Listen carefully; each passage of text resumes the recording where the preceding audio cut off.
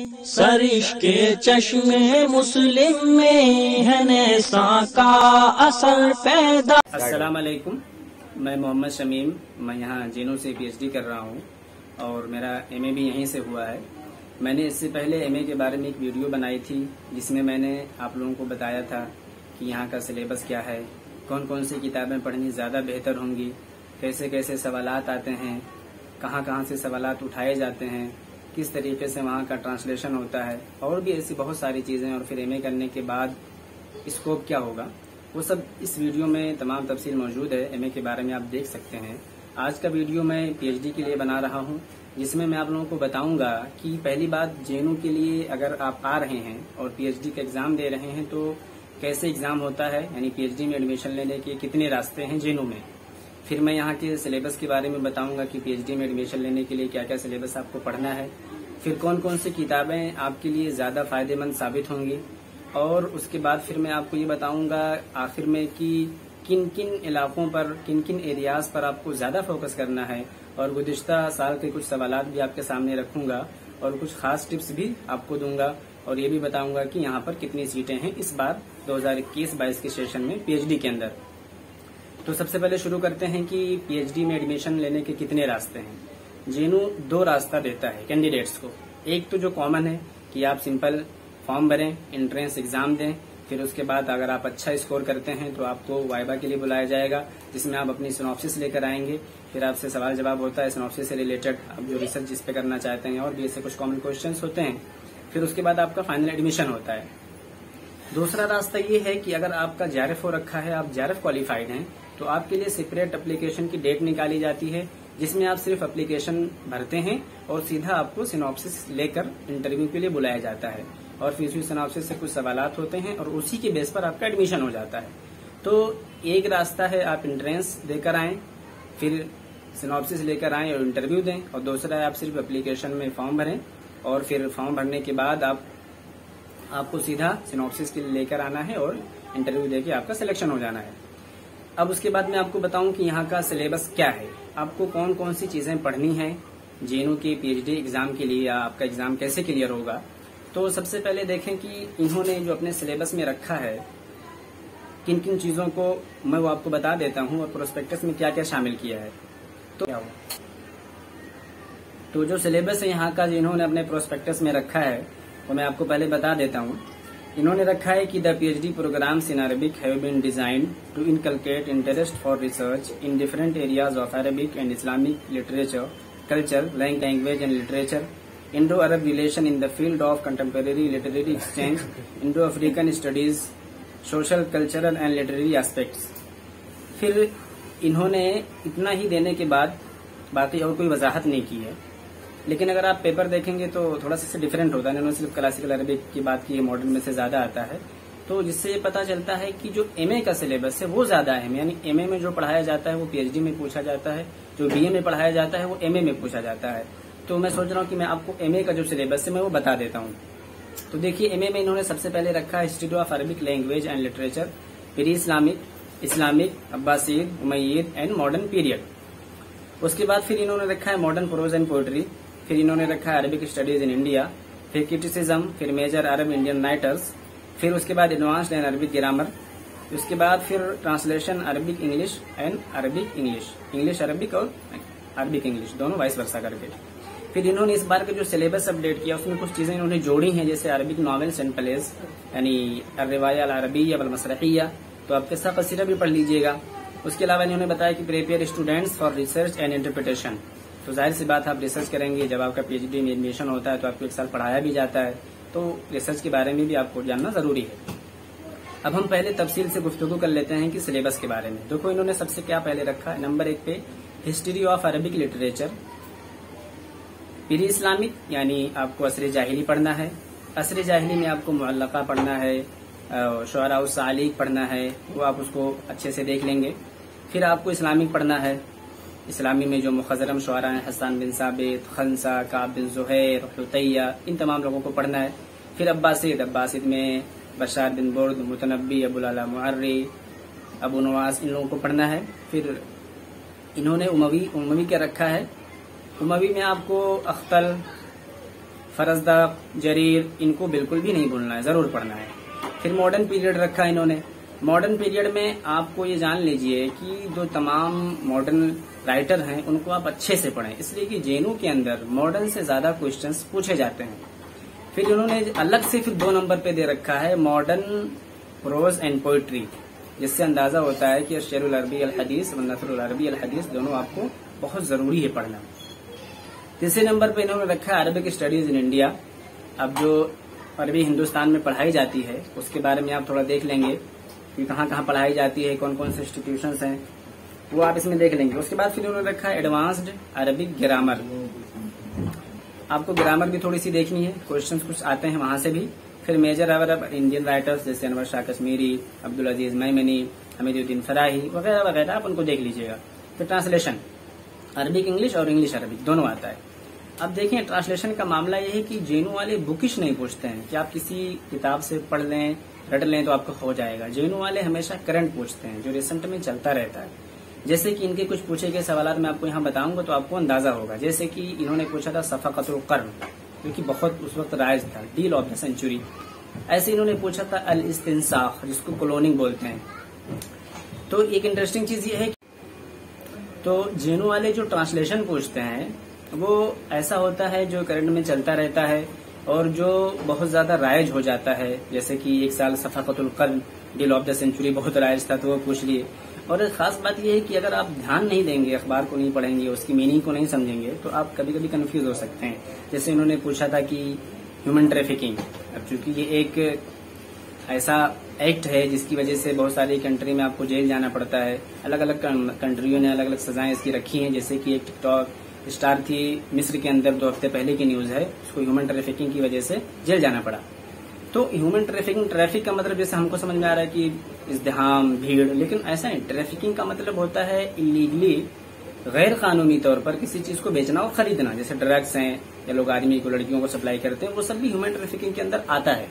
तो human trafficking का जो अरबी में होगा अल अतजार बिल बशर। अगर अल ट्रैफिकिंग का मतलब आप समझ जाएंगे कि बेचना, खरीदना, तिजारत करना, तो अल अतजार बिल बशर ह्यूमन ट्रैफिकिंग यानी आदमियों की तिजारत करना। ये चीज पूछी गई थी, तो आपको मानने के साथ साथ गौर करना है, वरना आप कंफ्यूज हो जाएंगे। और ट्रांसलेशन में जो अब तक पूछे गए हैं और ऐसे जो नए नए वर्ड होते हैं वो पूछ सकते हैं। जैसे कि अभी 2 हफ्ते पहले ही कैबिनेट रीशफल हुआ है, दोबारा उसकी तरतीब दी गई है। इसको अरबी में अत्तादिलुल वज़ारी बोलते हैं। अगर इस वक्त पेपर बन रहा होता तो ये जरूर पूछा जाता। जिस वक्त पेपर बनता है उसी वक्त के आसपास के क्वेश्चंस या उसी वक्त के आसपास के जो वर्ड होते हैं, टर्मिनोलॉजीज होती है, वो पूछे जाते हैं। उसके अलावा भी पूछ सकते हैं, लेकिन ऐसा ज्यादा पूछा जाता है। अब उसके बाद हम देख लेते हैं कि किन किन किताबों को पढ़ना है। तो देखिए, सबसे पहले आप हसन ज़ैयाद को पढ़ें। हसन ज़ैयाद के बारे में कहा जाता है कि एक ऐसी बुक है जो कि हम पीएचडी नेट जायरफ वालों के लिए कुरान का दर्जा रखती है, मतलब पढ़ने के एतबार से कि हम मिरारन व तकरारन, again and again and again again उसको पढ़ते हैं। तो ये समझ लीजिए कि हमारे लिए वो कुरानी है फिलहाल, जब तक हम तैयारी कर रहे हैं। उसको आप जितनी बार पढ़ेंगे उतना ही फायदा होगा। क्वेश्चंस वहीं से उठाए जाते हैं, सीधा डायरेक्ट किताब से पूछा जाता है, इबारत दी जाती है नेट जायरफ के क्वेश्चन में, एमए के क्वेश्चन में, पीएचडी के क्वेश्चन में, हर जगह से वहीं से आता है। तो आप जब पढ़ेंगे तो हसन ज़ैयाद जो है वो बहुत ही अहम है। उसके बाद फिर अगर आप उर्दू के साथ कंफर्टेबल हैं तो आप अब्दुल हलीम नदवी को एक बार जरूर पढ़ें। देखें, अब्दुल हलीम नदवी जो है उसको पढ़ने के लिए मैं इस वजह से कह रहा हूँ कि उसको पढ़ने से जो आपका एक कंसेप्ट है वो बहुत अच्छे से क्लियर हो जाएगा और आप समझ जाएंगे हर दौर के बारे में कि उसकी क्या खुसूसियत है, क्या अहमियत है, कौन सा दौर किस चीज के लिए मुमताज है, अहम है।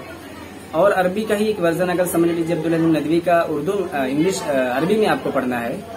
जैसे अब्दुल हलीम नदवी ने उर्दू में लिखा है तो अरबी में मौलाना मोहम्मद राबे हसन नदवी ने लिखा है और वाज़े रशीद नदवी ने लिखा है। इन दोनों ने भी बहुत सहल और आसान जुबान में लिखा है, तो आप उससे भी इस्तेफादा कर सकते हैं।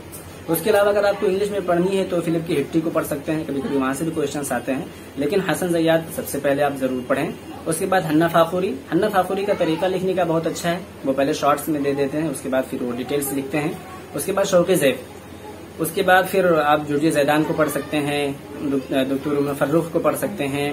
और फिर उसके बाद बहुत सारी किताबें जो गाइड के पर्पज से बनाई गई हैं, जैसे कि रायदुल इख्तिबार है, तारीखुल अदबिल अरबी, सवालन व जवाबन मेहदी हसन की है, दलीलुल तनाफुसी है, और ऐसे बहुत सारी किताबें हैं, आप वहाँ से इस्तेफादा कर सकते हैं। लेकिन असल जो किताबें हैं वो हसन ज़ैयात है, शौक़ ज़ैफ़ है, हन्ना फाखुरी है, अब्दुल अलीम नदवी है। अब मैं आपको तरीका बताऊं कि ये किताबें बहुत लेंदी हैं तो आप पढ़ेंगे कैसे। जैसे अब्दुल हलीम नदवी हैं तो इनका तरीका ये है कि पहले ये किसी राइटर के बारे में, अगर शायर है तो उसकी शायरी और उसकी हयात, अदीब है तो उसकी अदब के बारे में और उसकी जिंदगी के बारे में, खतीब है तो उसकी खिताबत और उसकी जिंदगी के बारे में लिखते हैं। तो वो दो हिस्सा बनाते हैं, पहले उसकी जिंदगी के बारे में, फिर उसके फन के बारे में। तो आप जिंदगी वाला हिस्सा पढ़ें, फन वाला छोड़ दें। फन वाला अभी ज्यादा इम्पोर्टेंट नहीं है, और अगर आपके पास टाइम है तो आप पढ़ लें, बेटर होगा। लेकिन अगर नहीं है तो वही सफिशियंट होगा। इस तरीके से आप पढ़ें, हयात पढ़ें, उसको छोड़ दें। ऐसे ही आप चाहें तो शौक़ ज़ैफ़ में भी अप्लाई कर सकते हैं, इसलिए कि शौक़ ज़ैफ़ का जो है वो 10 जिल्दों में है तो बहुत लेंदी हो जाता है, आपको पढ़ने में मुश्किल होगा। तो वहाँ भी आप शौक़ ज़ैफ़ हयातुहु व शेअरुहु करके लिखते हैं, तो या हयातुहु व अदबुहु करके लिखते हैं, तो आप हयातुहु पढ़ें और शेअरुहु और अदबुहु छोड़ दें, उसकी जरूरत नहीं है फिलहाल। आप फन पे जब कभी मकाला लिखेंगे तो कभी उसकी जरूरत पड़ेगी, ऐसे ही आपको करना है। लेकिन हाँ, शौक़ ज़ैफ़ की जो आखिरी किताब है जिसको तारीखुल अदबिल अरबी अल मुआसिर फी मिस्र के नाम से जाना जाता है, उसको आप जरूर पढ़ें। उस किताब से क्वेश्चंस हूबहू कॉपी पेस्ट किए जाते हैं, तो उसको आप जरूर पढ़ना। ये किताबों का पढ़ने का तरीका हो गया। लोग आप अपना नोट्स बनाएं, किसी के नोट पे भरोसा करना तो ठीक है, लेकिन आपको कभी कभी धोखा भी हो सकता है। आपका जो खुद का नोट होगा वो ज्यादा फायदेमंद होगा, आपके जहन में अच्छी तरीके से बैठेगा। तो आप नोट्स बनाएं, इसलिए कि अगर आप पीएचडी के मरहले में तो हो सकता है आपका नेट जारफ हो गया हो, और अगर नहीं हुआ हो तो आप तैयारी कर रहे होंगे, तो नोट्स बनाना ज्यादा फायदेमंद होगा। मिला जुला के जो सिलेबस है, मान लीजिए कि आप यूजीसी नेट जारफ की ही तैयारी कर रहे हैं पीएचडी का एक तरीके से, वही से क्वेश्चन आते हैं। हाँ, पीएचडी के पॉइंट ऑफ व्यू से देखा जाए तो कुछ चीजें जो थोड़ा सा डिफरेंट होती है यूजीसी नेट जारफ की, वो ये है कि ये लोग असरे इन्हितात, जो दौरे इन्हितात रहा है जिसमें डिक्शनरियां मुअज्जम वगैरह ज्यादा लिखी गई हैं, वहां से क्वेश्चंस जरूर एक आध बार उठा लेते हैं, और अक्सर उठा लेते हैं, तो उस पर आप जरा फोकस कीजिएगा। अब मैं कुछ खास टिप्स आपको बताऊं कि जेनू में अगर आप आ रहे हैं तो आपको क्या क्या पढ़ना है। मैं वो तमाम चीजें आपको एक दूसरे वीडियो में भी प्रोवाइड करा दूंगा। फिलहाल आपको मुख्तसरन मैं आपको बताता हूं कि जेनू में अगर आप आ रहे हैं तो आपको क्या क्या पढ़ना है। पहली बात, आपको करंट के जो न्यूज है उसको फॉलो करना है। कभी कभी क्वेश्चंस वहां भी आ जाते हैं, जैसे कि पिछली बार इन्होंने पूछा था कि कौन सी ऐसी नॉवेलिस्ट है जिसको 2019 में इमाम बुकर प्राइज मिला था, तो वो खौजा अल हारिसी हैं। अब हो सकता है पूछ ले कि कौन सी नॉवल पे मिला था, सैयदातुल कमर नॉवल पे मिला था। अब पिछली बार 2019 में एक नॉवेल आई थी दीवानुल इसबिरती, और इसके जो राइटर थे अब्दुल वहाब ईसावी थे, जो जजायरी थे। अब उनको 2020 में इनाम मिला था इस किताब पर, जायज़तुल आलमिया लिर्रिवाया अल अरबिया, तो आप इसको देख सकते हैं। ये इस बात पूछा जा सकता है। ऐसे ही 2011 में रजा आलम करके एक राइटर हैं, उनको भी इनाम मिला था। तौकुल हमाम करके एक नॉवेल थी उनकी, उस पर मिला था। अब तौकुल हमामा इब्न हज़म की है, उस पर आप धोखा मत खाना, तौकुल हमाम रजा आलम की है। तो ऐसे जो मॉडर्न में कुछ हुए रहते हैं अच्छे कारनामे जिन पर इनाम वगैरह मिलता है, उसको आप देख लीजिएगा। उसके अलावा आप क्या क्या अहम चीजें जो पढ़नी है जेनू के पॉइंट ऑफ व्यू से, मैं वो आपको बताता चलूं ताकि आपको थोड़ी सी आसानी हो। हम लोग क्लास में पढ़ते हैं तो जो क्लास का सिलेबस होता है और जो उसमें दिया रहता है प्रोस्पेक्टस में, दोनों में थोड़ा सा डिफरेंट होता है। अब वो थोड़ा सा मुख्तसर दे देते हैं, लेकिन क्लास में यूनिट वाइज हमको पढ़ाया जाता है। तो जो क्लास में पढ़ाया जाता है मैं वो आपको बताऊंगा, जिससे आपको थोड़ी सी समझने में और ज्यादा आसानी होगी और आप अच्छी तरीके से तैयारी कर पाएंगे। तो सबसे पहले देखिए कि अगर आप जेनू की तैयारी कर रहे हैं तो आप मॉडर्न को जरूर पढ़ें, और मॉडर्न में आप स्पेशली नक्द को जरूर पढ़ें। नक्द ऐसा है जो कि जरूर पूछा जाता है जेनू के क्वेश्चन में, तो उसको पढ़ना आपका बहुत जरूरी है। तो मॉडर्न जो आपको पढ़ना है उसमें से किन किन लोगों को ज्यादा पढ़ना है, जो जेनू के पॉइंट ऑफ व्यू से और जेनू के टीचर्स के लिए वो फेवरेट होते हैं, मैं वो बता दूं। और मैं इंशाल्लाह जो सिलेबस एमए में जो पढ़ाया जाता है 2 साल यानी 4 सेमेस्टर मिला के, मैं वो शेयर कर दूंगा आपके साथ बाद में, या उस पर वीडियो भी बना दूंगा।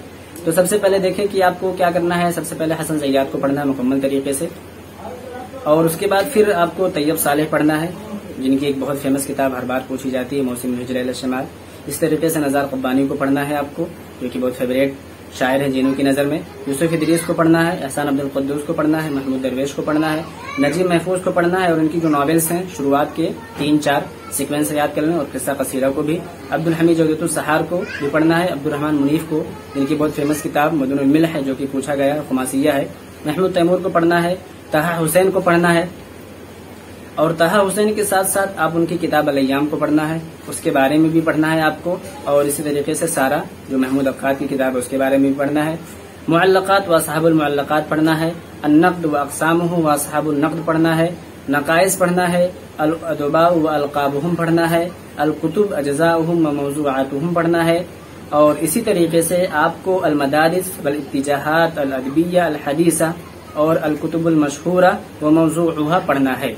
इसी तरीके से मतबा फिल हिंद यानी हिंदुस्तान के अंदर जो मतबे हैं, जो छापखाने हैं जहाँ से किताबें वगैरह छपती हैं, उसको भी आपको पढ़ना है। अब मैं आपको कुछ क्वेश्चंस बता दूं जो इन्होंने पिछले साल या उससे पहले वाले साल में पूछा था, इसलिए कि ये 2 बार से ऑब्जेक्टिव हो रहा है। इससे पहले ये सब्जेक्टिव होता था, तो जो ऑब्जेक्टिव होता है उसमें थोड़ी सी आसानी तो जरूर होती है, लेकिन मुश्किल ये होता है कि जो क्वेश्चंस होते बहुत क्वेश्चंस के जो ऑप्शंस होते हैं बहुत सिमिलर होते हैं, तो कभी कभी वहां धोखा हो सकता है। मैं कुछ क्वेश्चंस आपके सामने रखता हूं उससे जिससे आपको अच्छे से अंदाजा हो जाएगा।